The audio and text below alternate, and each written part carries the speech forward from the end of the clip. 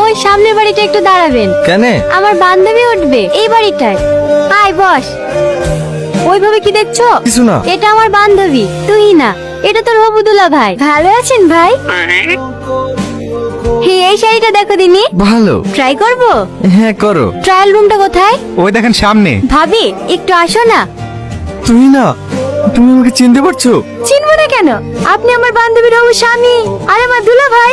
জানতাম তুমি আমাকে চিনবে না। আজ থেকে 2 বছর আগে তুমি বাসা চড়ে রসুলপুরের ওইদিকে গেছিলে না? হ্যাঁ, রসুলপুরের পাশের গ্রামেই তো আমার খালার বাড়ি। সেই দিন আমি তোমাকে প্রথম দেখেছিলাম। হলুদ চুড়িদার, খোলা চুল, কপালে ছোট্ট একটা কালো টিপ, ঠিক যেন আমার হৃদয় আকাশের স্বপ্ন পরি।